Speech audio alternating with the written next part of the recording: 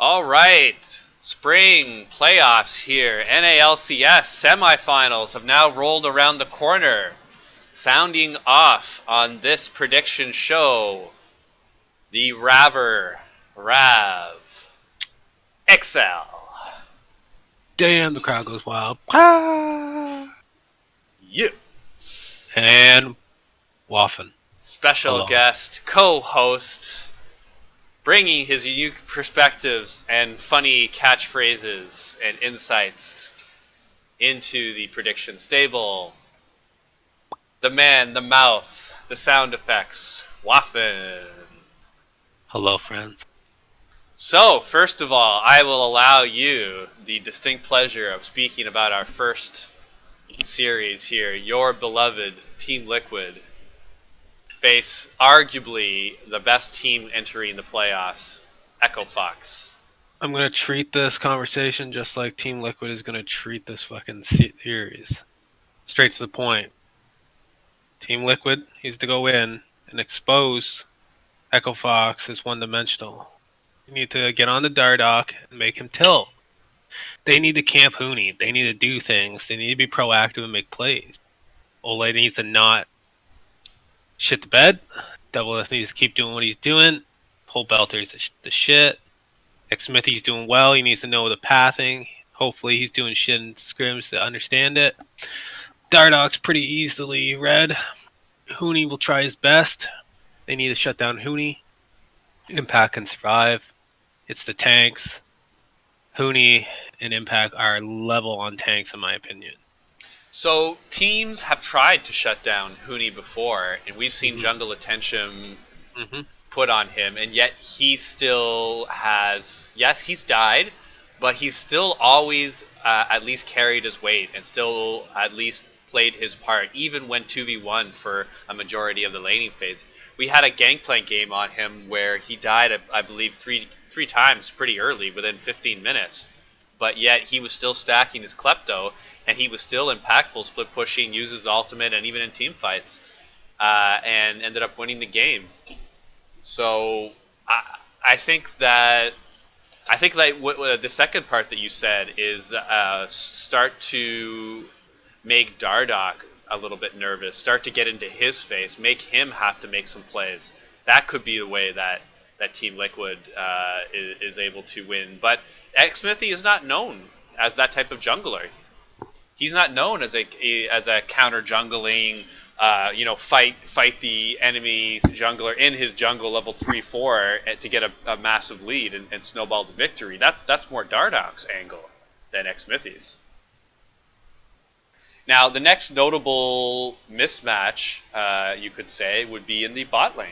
Would you agree? I hope Adrian's got some sativa because this is going to be a long road. It's going to be hard. Well, you might as well get Indica. He needs a body. He needs some type of something because Double Lift and Ole are going to run on them, and it's going to be wild. And Dardock's going to try to stop it, and it's not going to matter. And Pull Belter will make things happen. This is done, bro. Echo Fox is going to be exposed. If I expect a 3-1, I'll say 3-1. Maybe on the off chance a 3-0, but I'm not greedy. I think that we should just go on to the next series. In my opinion, we got nothing else to do. So I also agree with you that Altek and Adrian have a disadvantage over Double Lift and Ole. And it's not that to say that Altek and Adrian are bad. They're not. They're solid. But they're not going to hard carry the game for you. Especially versus Double Lift and Ole. Yes. Now, we touched on it in our last episode, but I kind of delayed it for this series. But the Ryu Pobelter, not Ryu, sorry. The Pobelter and sorry, I'm just drawing a blank on the Echo Fox mid laner at the moment. Oh, Phoenix. About how they're going to be facing off because they're both rated roughly about the same. They're kind of good. third, fourth best mid laners kind of in the league. Like, I think Echo Fox is training really hard, and I think realistically, if they play the best that they can do, like, and they pull off all the cheesy shit that they prepared, it's going to be a 3-2. But I think that's not really going to happen because someone's going to tilt, and it's going to be a 3-1. You see, I think it's just as likely to be a 3-1 on either side. I also think it's going to be a 3-1. I think one team will get under the other's skin. Do you think Echo Fox? It could be. Going into this playoffs, they were the best team in the league. They started 2 subs for their last day. Yeah. And we're still bringing teams right down to the wire, including 100 Thieves, our number 1 team of the split. I'm gonna say I will choose not to be a believer again, and I will say Echo Fox 3-1. And you bet against them again. I will bet against them again. Listen, the choo-choo train is picking up steam. Reddit is starting to fall in line. It's happening. There is 2 ways out for the 4th meme. People need to understand that. There's 2 dimensions. Okay, the first dimension, they lose this game in the series against Echo Fox, and then they lose the next series. Which they could happen. And they get 4th. Yes. And they get 4th. That is the only way 4th, but there's another door. If you open up, you go to 1st, you win. You become the 4th team in NA to win an LCS title. That would be a historic 4th. And it would be Double F's 4th fucking... Third time winning NA. 4th time? 3rd time. With a third different team. CLG, TSM. Yes, but he won with CLG. He won with TSM the first time, and then he won with TSM the second time. So that was 3 times. I got it. So if he wins, that's true. It's the 4th. That's true. It's his 4th title. This could be it, bro. This could be the 4th meme. Well, I hope I see one of those. But so we're gonna put that in the books. I will call Echo Fox 3-1. You say Team Liquid 3-2. And honestly, just for a viewing pleasure, I would like to see a 3-2 in that series. Either way would be a real highlight. But this other series, let's not sleep on them. Yes, I'd have to say the more hype teams would be in our first semifinals, the Echo Fox Team Liquid. That's probably where people are going to think the winner of the whole NALCS will come from, is those 2. But we have 100 Thieves and Clutch Gaming, the very surprising Clutch Gaming, who 3-1'd, and I will say pretty convincingly, TSM. Would you say it was a close quarterfinals, or do you say it was pretty open and shut? Or was it just TSM playing so badly that really any team looked coordinated? I don't know. I have no clue. 100 Thieves stacked. They're really good. Probably knows what he's doing. CG might have something. I don't know, man. This will be the series that tells me if CG's here. You can't tell me Solo's gonna smash people. That's just not gonna happen. You think Solo's gonna smash someday? Someday ain't doing a Hanser, bro. This ain't happening. But he just needs to not get smashed. Listen, someday he does have some carry performances, but he's not as hard of a carry as Huni is over on the other side of the bracket. Okay, here's the thing. Huni wasn't even close to one of the best top laners in LCK. Okay? That's the truth. Huni was not a top laner in LCK. He was like maybe top 5, but he wasn't top 3. Right? Con and Smeb for sure. Maybe he's tough. Or whatever. He just wasn't. Someday was better, man. So I think Someday's better. And people might hate me for saying that. I think someday has it. He can. I think he's playing worse than he was when he was in Korea. But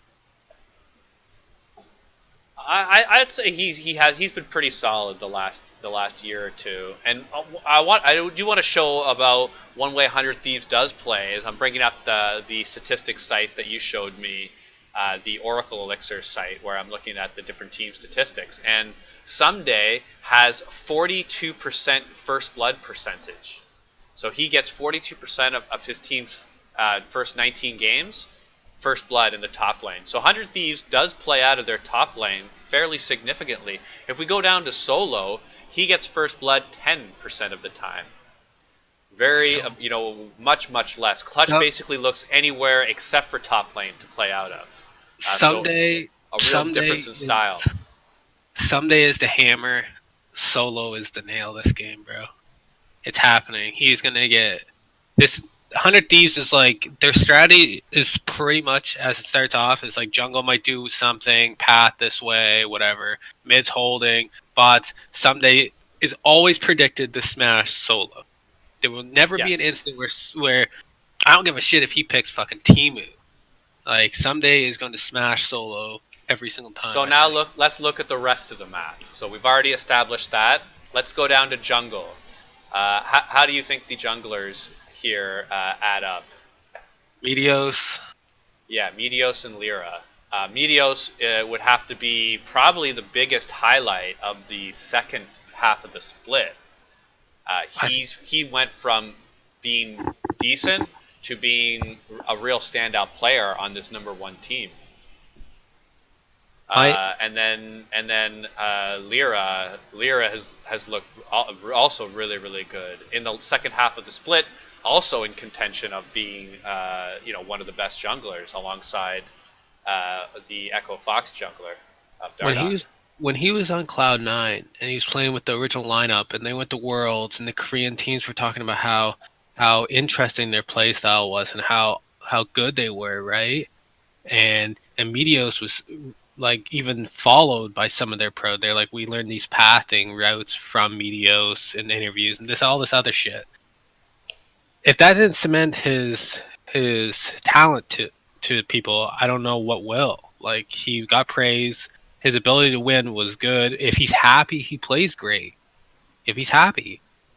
And he doesn't like playing in ultra competitive fucking teams, like teams that like get mad at each other and go hard. And I think this team is super nice. It's like CLG early days when everybody was super. They're nice, but they also look who he's surrounded with by the level of players. I mean, you have Someday who maybe he doesn't get the same type of respect as Huni, but he's up there. You have Aframu, who's arguably been one of the best players in NA for the last 3 or 4 seasons, very arguably, but you could put him up there. We have Ryu again coming from the Korean scene, going over in Europe, maybe not having the biggest success in Europe, but still a long-time veteran player. I thought he did pretty good. There's a lot of people to kind of, they're on the same level as you and who's been around the block, and you got a like-minded group of people here who just want to win, and I guess and look good doing it. They when I have seen with some of their games, they have won some close games. They've been able to kind of clutch it out towards the end, and particularly in the early part of the season, 100 Thieves did not look very good. Like they came out of the gates really strong, and then in the middle part of the season really dropped off. And it was a question about whether they were going to be able to even make playoffs. Like they were on a downward trend, and they had only won slightly more games than they lost, and they weren't sure. But they got to be one of the hottest teams coming into playoffs, and you'd have to think that 80 or 90% of the analysts are going to pick them against Clutch. Let's get down to it. What's your pick, bro? What are you throwing down? Wow, Clutch really impressed me. For me, it's thinking about how much is this top lane going to get exposed, and when I'm thinking about it, I think it's going to be quite a lot. You think Huni's going to expose Someday? I think Someday is going to expose Solo. Oh, solo. Yes. Sorry. Yeah, we're calling the semifinals Sorry. here against Clutch. Holy Jesus! And you're already writing them off. I'm thinking I about this sorry. match here. I was on best.gg looking at 100 Thieves, and I looked at their last game they played, and it was against Echo Fox. Yes. Their last two games were against Echo Fox. Jesus, that's crazy. And then the game before they were against Clutch, and you know what they did? They made Clutch look really bad. They dominated Clutch. They played in the first game of the day on that last day. I really think that 100 Thieves gonna take it 3-1. 3-1. You know, and I'll call it a little closer. I was so impressed with Clutch, and I think they're riding high. I'll call it at 100 Thieves 3-2. And we'll leave it at that. So we're going to reiterate. I'm calling Echo Fox 3-1. You're calling Team Liquid 3-2. I am 3-1. 3-1. 3-1. Oh, 3-1. Yeah, that's right. So we're both calling the 3-1. That's okay. Okay. Oh, are you changing it? Yeah, I'm going to be a little bit closer. Okay. 3-1. You think it's going to be even more? Okay. Team Liquid 3-1. I'll call Echo Fox 3-1. 100 Thieves. You're going to say 3-1, which I'm going to have to say that's probably going to be the consensus average pick. I think that's smart. I'm going to say that Clutch is going to somehow win 2 games, and it's going to be by Solo being able to survive being 2 and 3 man dove in top lane, and I think the rest of his team. I think Fevabin and Hakuo are going to make some plays around the map, and somehow they're going to win 2 games. So I'll say 100 Thieves 3-2, and that concludes our final MVPs of the series. If you could pick one player in both series, who do you think it's going to be? Someday or Aphromoo. One of those, but it's probably going to be shit. Aphromu's so good. Okay, someday. Get it done someday. You're Korean as shit. Someday, okay. What about on the other side? I'll say Febabin on the other side. I'll say that he needs to beat Ryu convincingly for Clutch to win. So I also agree with Someday is gonna be a big part, but I'll let you have that one. I'll have Febabin. What do you think of the Echo Fox Team Liquid? Double it. It's on Double-If's shoulders once again. It's always on his shoulders, right? Always, and he loves it. That's why he lifts, bro. Nice. I will say, this is a tough one. The obvious answer will be to say Dardoch, but or Huni. So I'm gonna say because Huni's against Impact, because Impact's so good, I don't think Huni's gonna really style on him. I think it's gonna be a relatively close matchup with only possibly Huni getting an upside. I think it's gonna be Dardoch. That's my MVP. Dardoch on that team. Fevabin on the other side. You're going with Someday for 100 Thieves. You're going with Double-If for Team Liquid. And for the win, the fourth meme shall be realized. Calling it like a wrestler. The fourth Woo! Woo! It's the natural. Rick and Flair. Exel going out.